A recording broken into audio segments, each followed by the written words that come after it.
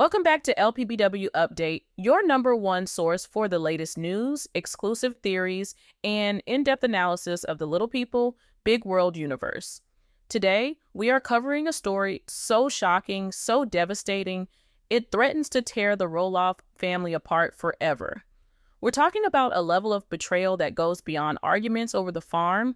This is a story of alleged financial ruin, secret addictions, and a gamble that wiped out a multi-million-dollar future in a matter of hours. The headline says it all: investment wipeout. Caryn gambled and lost Amy's buyout money in a secret, risky scheme. Sources close to the family are painting a dark and disturbing picture of what they claim happened behind the scenes after the farm sale. This is a story of a secret life, a forged document, and a catastrophic loss that has left Amy Roloff with absolutely nothing. Before we dive into the explosive details of this alleged financial catastrophe, make sure you are subscribed to LPBW Update and have turned on all notifications. This story is developing at a rapid pace with new information and insider reports coming in daily, and you will not want to miss a single update. If you believe this kind of in-depth reporting is essential for the LPBW community, hit that like button right now to help us get this critical information out to more viewers. Your support helps us continue to dig deep and ask the questions that no one else will. Now, let's get into the heart of the matter. For years, the central conflict of little people, big world has revolved around the fate of Roloff Farms. It was more than just land, it was a legacy, a source of tension, and the final tangled connection between Matt and Amy Roloff. When the decision was finally made for Amy to sell her remaining portion of the farm to Matt, it was meant to be the end of an era and the beginning of a new chapter of financial independence and peace for Amy. The negotiations were long, arduous, and emotionally draining, as viewers saw play out season after season. But eventually, a number was agreed upon, a multi-million-dollar figure that represented Amy's sweat, tears, and decades of work poured into building the Roloff legacy. This wasn't just money, it was her retirement, her security, her nest egg, and the foundation upon which she and her new husband, Chris Merrick, were going to build the rest of their lives. To ensure the security and proper handling of such a life-altering sum of money, the standard legal procedure was followed. The funds were not transferred directly to Amy, nor were they held by Matt. Instead, the entire multi-million-dollar buyout amount was placed into what's known as an escrow account. For those unfamiliar, an escrow account is a fortress of financial neutrality. It is managed by a trusted, impartial third party, an escrow agent or a title company, whose sole job is to hold the funds securely until all legal conditions of a sale are met. In this case, the condition was the final legal sign-off on all closing documents. The money was legally Amy's, but it was untouchable, not by Amy, not by Matt, and certainly not by anyone else. It was supposed to sit in that account for a period of approximately 30 days, a standard cooling off and processing period, before being released to Amy upon the final signatures. This was supposed to be the safest place in the world for her money. It was a standard, boring, and legally sound procedure. But according to the explosive reports we're receiving, one person didn't see a secure, idle account. She saw a golden opportunity. This is where the story takes a dark and disturbing turn, centering on Caryn Chandler. Publicly, Caryn is known as Matt Roloff's partner and former longtime farm manager. She was privy to the inner workings of the farm's finances and had an intimate understanding of Matt's business dealings. But insiders are now alleging that Caryn was leading a secret double life, one completely hidden from the cameras, from Matt, and from the rest of the family. The secret life, they claim, was one of a high-risk, obsessive day trader. It's a world far removed from pumpkin patches and farm tours. This is the fast-paced, high-stakes world of digital stock markets, a realm of volatile penny stocks, cryptocurrency, and leverage trading where fortunes can be made or lost in the blink of an eye. According to these sources, Caryn's involvement wasn't just a casual hobby, it was an addiction. An addiction fueled by the adrenaline of the gamble, the thrill of the win, and an ever-growing belief in her own financial genius. She would allegedly spend hours at night, long after Matt was asleep, glued to her screen, analyzing obscure market trends, reading speculative reports on fringe financial websites, and living for the dopamine hit of a successful trade. She started small, as most do, perhaps turning a few $1,000s into 10, then 10 into 30. With each win, her confidence swelled into arrogance. She wasn't just lucky, she was smarter than the so-called experts on Wall Street. She believed she had a gift for seeing patterns no one else could, for identifying undervalued assets just before they exploded in value. But like any addiction, it required more and more to get the same thrill. Small wins were no longer enough. She needed a bigger score, a life-changing play that would cement her status as a financial guru and set her and Matt up in a way that the farm never could. And then she saw it, a document related to the farm sale, an account statement for the escrow holding Amy's buyout money. There it was, in black and white, millions of dollars. To a lawyer, it was a secured asset pending release. To Amy, it was her future. But to Caryn, in the grips of her alleged trading addiction, it was the ultimate temptation. It was a massive pile of capital, just sitting there, doing nothing. In her mind, it was dead money, an untapped resource. The logic of an addict began to take over, twisting morality and rational thought. An insidious idea began to form, a plan that was as audacious as it was destructive. She allegedly saw this idle sum not as Amy's property, but as the stake she needed for the score of a lifetime. The plan she allegedly concocted was devious and required exploiting the very trust that Matt had placed in her. For years, Caryn had been deeply involved in managing Matt's finances. She knew his signature, she knew the legal letterheads they used, she knew the terminology, and most importantly, she knew who to talk to and how to sound authoritative and convincing. Her position gave her the perfect cover. The first step was to breach the fortress of the escrow account. This was no easy task. These accounts are designed to prevent exactly this kind of unauthorized access. But Caryn, according to these insider reports, found a weak point: human nature and the assumption of bureaucratic process. She allegedly drafted a document. It looked official, complete with forged letterheads and what appeared to be a passable imitation of Matt Roloff's signature, a signature she had seen and handled hundreds of times. The document was a formal request for emergency temporary access to the escrow account. The justification was a masterpiece of corporate doublespeak, designed to sound urgent yet plausible. She claimed a significant clerical error had been discovered in the initial transfer, something related to tax withholding and capital gains that needed to be rectified immediately to avoid massive penalties and delays in the final closing. It was a lie, but a brilliant one, layered with just enough financial jargon to make an administrator think twice before questioning it. She didn't just email the document. That would be too easy to trace, too impersonal. Instead, she allegedly made a phone call directly to a mid-level administrator at the escrow company. She was calm, professional, and firm.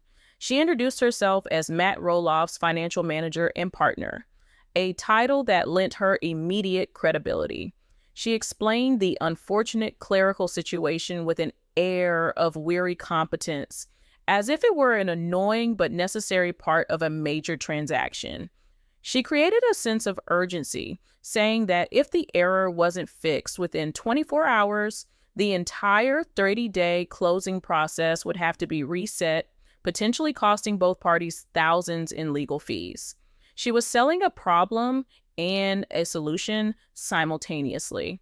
The emergency access was presented not as a withdrawal, but as a temporary transfer to a holding account to correct the figures before the funds were returned to escrow, pristine and correct, well before the final signing. To the unsuspecting administrator, it likely seemed like a stressful but not entirely unusual snag in a multi-million dollar deal. The forged document was emailed over as confirmation, and with that, the security of the fortress was breached. Caryn was granted access. The keys to Amy's entire future were now in her hands. With access secured, Caryn allegedly acted with lightning speed. There was no time for hesitation. She initiated a wire transfer for the entire sum, every last dollar of Amy's buyout money. It wasn't moved to a holding account as she had claimed. It was transferred directly into her own personal, high-risk trading account on a platform known for its light regulations and embrace of speculative assets. As she watched the transfer confirmation screen, her heart was likely pounding, a mix of terror and exhilaration. She had crossed a line from which there was no return. But in her mind, this wasn't theft. It was a temporary, unauthorized loan. It was a calculated risk that would pay off handsomely. Her plan was simple: make a quick, massive profit, return the original principal amount to the escrow account within a few days, and no one would be the wiser. The extra millions on top, that would be her reward, her secret, the proof of her genius. Now, she needed the right investment. This couldn't be a safe bet on a blue chip stock. That wouldn't generate the kind of explosive returns she needed in such a short time frame. She needed a rocket ship, and she believed she had found one. For weeks, she had been obsessively tracking a highly speculative penny stock. Let's call it Neurogenic Solutions. It was a small, obscure biotech company claiming to be on the verge of a revolutionary breakthrough in Alzheimer's treatment. The company's press releases were filled with optimistic jargon and promises of imminent FDA approval. Its stock price was incredibly volatile, a playground for day traders who thrived on rumor and momentum. To any seasoned investor, Neurogenics had red flags all over it. It was a classic story stock, fueled by hype rather than actual revenue or proven results. But Caryn didn't see red flags. She saw a lottery ticket. She had spent nights on fringe investor message boards and in private chat groups where exclusive theories and insider reports were passed around as gospel. These communities were echo chambers of hype, convincing themselves that they were in on a secret that Wall Street had missed. They believed Neurogenics was being deliberately held down by big pharmaceutical companies, and that once the truth came out, the stock would not just double or triple, but go up by a factor of 100. Caryn bought into the hype completely. She wasn't gambling, she was investing on classified information. With Amy's millions now settled in her account, she didn't hesitate. She didn't diversify, she didn't hold anything back. She went all in. She executed a single market order for the entire amount, buying millions upon millions of shares of Neurogenics Solutions at a fraction of $1 per share. It was the biggest trade of her life, a bet so large it was borderline insane. And for 24 hours, it seemed like the most brilliant decision she had ever made. The very next day, the market opened, and Neurogenics stock began to soar. A vague but positive-sounding press release had been issued overnight, hinting at significant progress in their clinical trials. The hype machine went into overdrive. The message boards she frequented were euphoric. The stock climbed 20%, then 50%, then 100%. Caryn was glued to her screen, her body flooded with adrenaline. The numbers on her trading account were climbing at a dizzying rate. Amy's multi-million-dollar fund had grown by hundreds of thousands, then by over $1 million in profit. She was a genius. It was working. Her wildest dreams were coming true. She imagined the moment she would cash out. She put the original principal back in the escrow account, A simple wire transfer and the books would be balanced. No one would ever know. The extra $2 or $3 million, that would be hers. She envisioned a new life for herself and Matt. A bigger house, exotic vacations, a level of wealth and freedom that would make the farm look like a quaint hobby. She felt a surge of power and vindication. This was her victory, a secret triumph that proved she was more than just a farm manager or Matt's girlfriend. She was a financial mastermind. The temptation to sell and lock in the profit was there, but greed, the core engine of addiction, took over. The buzz on the forums was that this was just the beginning. A bigger announcement was coming. The stock was predicted to go up another 200 or 300%. Why settle for a $2 million profit when you could have 10? She decided to let it ride. Just one more day. That was her fatal mistake. As she basked in the glow of her apparent success, a storm was gathering that she was completely unaware of. The house of cards that was Neurogenic Solutions was about to collapse in the most dramatic way possible. While retail investors like Caryn were celebrating, investigative financial journalists and federal regulators were closing in on a massive fraud. The company's breakthrough drug was a sham. The clinical trials were faked. The entire operation was a sophisticated pump and dump scheme designed to lure in unsuspecting investors with hype, drive the price up, and then allow the fraudulent founders to sell off their shares, leaving everyone else with nothing. The next morning, Caryn woke up, her heart pounding with anticipation, ready to watch her fortune multiply again. She opened her laptop and pulled up the financial news network. But instead of seeing more hype about neurogenics, she was greeted with a bright red breaking news banner. A respected financial journalist was on screen looking grim. The report began.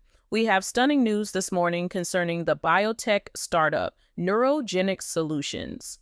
A joint investigation by our network and federal authorities has uncovered what appears to be a staggering case of corporate fraud. The journalist went on to detail the entire deception. The SEC had halted trading of the stock pending an investigation. The company's CEO had been arrested in a pre-dawn raid. The entire enterprise was worthless. Caryn's world stopped. Her blood ran cold. It couldn't be true. It had to be a mistake, a lie spread by competitors. She frantically refreshed her trading platform. The stock symbol for Neurogenics was now accompanied by a stark, terrifying icon, a red triangle with an exclamation point. Trading halted. When trading was eventually allowed to resume an hour later for institutional sell-offs, the price didn't just dip, it evaporated. It was a vertical drop. In a matter of minutes, the stock plummeted from its euphoric high down to a fraction of a cent and then to zero. The platform displayed the final, brutal truth. Her account balance, which just the day before had shown a multi-million-dollar profit, now read a single devastating number: zero. It was all gone. Every single penny of Amy Roloff's buyout money had been completely and irrevocably wiped out. The nest egg was gone. The future was gone. All that was left was a gaping, multi-million-dollar crater and the fast approaching date of the final signing. The day of reckoning was coming. The 30 days that followed were a period of torturous, silent panic for Caryn. Outwardly, she had to maintain a perfect facade of normalcy. She and Matt went about their daily lives, discussing plans for the farm, for their future, for their upcoming travels. Every smile was a lie. Every casual conversation was a performance. Inside, a relentless storm of terror was raging. She checked the financial news 100 times a day, praying for some miracle. A corporate buyout of Neurogenics, the discovery of a forgotten patent, anything that would resurrect the stock from its digital grave. But there was nothing. The company was a ghost, its name now synonymous with fraud. The money was gone, and the clock was ticking down with agonizing certainty to the day of the final signing. She lived in a state of suspended dread, a prisoner in her own life, waiting for the inevitable explosion. That day finally arrived. It was a bright, clear morning, the kind that should have been filled with celebration and relief. At the downtown Portland law office of the firm handling the transaction, Amy Roloff and Chris Mark were practically glowing. This was it, the final hurdle. After years of emotional turmoil and difficult negotiations, this was the day Amy would officially receive the fruits of her life's work. They sat in a plush leather chair in a polished conference room, the city skyline visible through the large window. They were laughing, holding hands, talking about the future in concrete terms for the first time. They discussed paying off the mortgage on their new home, planning a long overdue, extravagant trip to Europe, and setting up trust funds for the grandchildren. It was a moment of pure, unadulterated joy. For Amy, it was the feeling of a massive weight finally being lifted from her soul. She was free, financially secure, and ready to embrace the next chapter of her life with the man she loved. The lawyer, a calm, professional man named Mr. Albright, entered the room with a stack of papers and a warm smile. "Amy, Chris, good to see you. Are you ready to make this official?" he asked, spreading the documents across the large mahogany table. They chatted amiably as Amy began to sign the pages, her signature a flourish of finality on each one. All that was left was the final confirmation from the escrow company that the funds were being wired to Amy's designated bank account. Mr. Albright picked up his desk phone to make the call, a routine and normally mundane part of the process. "Just dotting the I's and crossing the T's," he said with a reassuring nod. He put the call on speakerphone so Amy and Chris could hear the confirmation. "Hi, this is David Albright calling from Albright & Associates. I'm here with my client, Amy Roloff, for the final signing on the Roloff Farm sale, account number 772B1. We are ready to authorize the final wire transfer." The voice on the other end, a junior agent at the escrow firm, sounded hesitant, flustered. Yes, Mr. Albright, one moment, please." There was a pause, filled with the clicking of a keyboard. The pause stretched on for an uncomfortable length of time. The celebratory mood in the room began to fizzle, replaced by a subtle current of confusion. "Is there a problem?" Mr. Albright asked, his professional smile tightening slightly. "Sir, I'm showing a zero balance in that account," the agent stammered. Mr. Albright chuckled, assuming it was a simple mistake. "That can't be right. We have confirmation of the initial deposit of several $1,000,000. Perhaps you've pulled up the wrong file?" "No, sir." The agent's voice was now strained, higher pitched. "I have an account 772B1 right here. The initial deposit is recorded, but there was a full withdrawal initiated 26 days ago. The account is empty." The air in the room went cold. Amy and Chris exchanged a bewildered look. A zero balance? It was impossible. A joke. "A withdrawal? By whom?" Mr. Albright demanded, his voice losing all its prior warmth. "No one has authorization for a withdrawal except on this final signing day with my client's signature." "Let me check the authorization log, sir. Please hold on." The silence in the room was now deafening. Amy's smile had vanished, replaced by a knot of anxiety in her stomach. This had to be a mistake, a glitch in the system. But the lawyer's face was growing pale, his professional mask crumbling to reveal genuine alarm. The agent came back on the line, his voice shaking. "Sir, I'm showing an emergency access request was granted. It was a wire transfer. The authorization form was signed by Matthew Roloff, authorizing access to his financial manager, a Ms. Caryn Chandler." The name hit the room like a physical blow. Caryn. Amy stared at the phone as if it were a venomous snake. Caryn? Why would Caryn have access? Why would Matt authorize that? It made no sense. "That is Absolutely impossible, Mr. Albright stated flatly. This is a neutral escrow account. Neither party should have access. I need to speak to your supervisor immediately. A major breach has occurred. As the call escalated to a frantic series of supervisors and fraud department managers, the truth began to emerge with sickening speed. Within the hour, the digital trail was laid bare.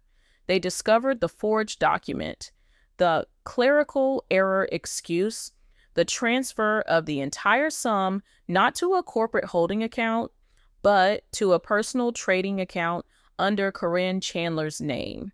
In the final brutal piece of the puzzle, the trading platform confirmed that the account had suffered a total loss event on a catastrophic stock collapse. The money wasn't just missing, it was gone, vaporized in the digital ether. The scene in the lawyer's office had transformed from a celebration into a crisis zone. Amy was in a state of shock, unable to process the words being said. Millions of dollars, her entire future, gone. Chris was on his feet, pacing, his face a thunderous mask of rage and disbelief. It was Mr. Albright who had to make the next unthinkable phone call. He dialed Matt Roloff. Matt was at the farm, overseeing some work on one of the barns, his phone buzzing in his pocket. He saw the lawyer's name and answered cheerfully, assuming it was the call to confirm that everything was done, that the final chapter with Amy was amicably and officially closed. "David, is it all done? Hope Amy's celebrating," he said into the phone. The lawyer's voice was grim and devoid of pleasantries. "Matt, I need you to listen to me very carefully. There's a catastrophic problem. The escrow account is empty. Amy's money is gone." Matt's heart stopped. He thought he'd misheard. "What? What are you talking about? That's not possible. It's in escrow." "Matt, the funds were wired out of the account nearly a month ago," Mr. Albright continued, his voice heavy with the weight of the information. "The transfer was authorized under your forged signature to Caryn Chandler's personal trading account. Matt, the money has been lost. All of it." The world tilted on its axis for Matt Roloff. He couldn't form a coherent thought. Forged signature, Caryn, trading account. It sounded like a plot from a movie, not something that could happen in his life. His first instinct was pure, unadulterated denial. No, you're wrong," he stammered. "There's been a mistake. Caryn would never. She wouldn't even know how. This is a hack. Someone stole her identity. Someone stole my identity. This is a cybercrime." He was grasping at any explanation, any reality, other than the one being presented to him. "Matt," the lawyer said, his voice firm but laced with pity, "the digital trail is undeniable. The escrow company has logs, IP addresses, everything. It leads directly to her. I need you to find her and ask her. We have a situation here that is beyond anything I have ever seen." Matt hung up the phone, his hand trembling. He felt dizzy, nauseous. He stumbled towards the house, his mind racing. It was a mistake, a hack. It had to be. He found Caryn in the kitchen, humming to herself as she made a pot of coffee. She looked up and smiled at him, and for a split second, his world felt normal again. But then he saw the flicker of fear in her eyes, a shadow that had been there for weeks that he had failed to notice. "Caryn," he said, his voice hoarse, "I just got off the phone with the lawyer. He said something crazy." Caryn's smile froze on her face. Her body went rigid. This was it, the moment she had been dreading. "What did he say?" she asked, her voice a barely audible whisper. "He said Amy's money is gone." Matt's voice started to rise, a mixture of confusion and accusation. "He said it was transferred to your trading account. He said my signature was forged. Caryn, what the hell is going on? We need to call the police. We've been hacked." And then he saw the truth in her face as it crumpled, her carefully constructed facade shattered into a million pieces. A gut-wrenching sob escaped her lips, and she collapsed onto a kitchen chair, burying her face in her hands. The denial in Matt's heart was instantly replaced by a cold, horrifying certainty. "No," he whispered, shaking his head. "No, no, no, Caryn. Tell me it's not true." Her confession came out in a torrent of hysterical, disjointed words. Tears streamed down her face as she explained the whole sordid story. The secret trading addiction, the thrill of the wins, seeing the idle money as an opportunity, the plan to borrow it, the forged document, the penny stock, neurogenics, the single glorious day when she thought she was a genius, a millionaire maker. And then the wipeout. "I was going to put it back, Matt," she wailed, grabbing his arm. "I swear, I was going to put it all back. It was soaring. I made over $1 million in a day. I was doing it for us, for our future. I just needed one more day." Then the news. It disappeared. It's all gone. "I'm so sorry. I'm so, so sorry." Matt stood there, paralyzed, listening to her words, but unable to comprehend the sheer magnitude of the devastation. This wasn't a mistake. This wasn't a theft where the money could be recovered. She hadn't just stolen from Amy. She had gambled it. She had incinerated it. He looked at the woman he loved, the woman he had built a life with, and saw a stranger. A stranger who had just single-handedly detonated a nuclear bomb in the center of their family. His rage was so immense it felt like it would split him in two, but it was matched by a profound, soul-crushing despair. He backed away from her, a look of utter horror on his face. He had trusted her completely. He had given her access to his life, his finances, his heart, and she had used that trust to commit the ultimate act of betrayal, not just against him, but against the mother of his children. Just then, a car screeched to a halt in the driveway. It was Amy and Chris. They had driven straight from the lawyer's office, their shock having morphed into a white-hot fury. Amy burst through the door, her face pale and streaked with tears, her eyes blazing with a pain so deep it was terrifying to behold. Chris was right behind her, a protective wall of silent rage. They saw Caryn sobbing at the table and Matt standing like a statue, his face a gray mask of shock. There was no shouting, no screaming. The silence that fell over the room was heavier and more terrible than any argument. Amy's voice, when she finally spoke, was hollow, broken. "How could you?" she asked, her gaze fixed on Caryn. It was a question that carried the weight of 30 years of shared history, of family, of building a life on that very farm. "That was my life. That was everything I ever worked for my kids, for my future. And you stole it. You burned it to the ground. Why?" Caryn could only sob in response, incoherent apologies tumbling from her lips. Matt finally found his voice, a strangled, desperate sound. "Amy, I didn't know. I swear to God, I had no idea."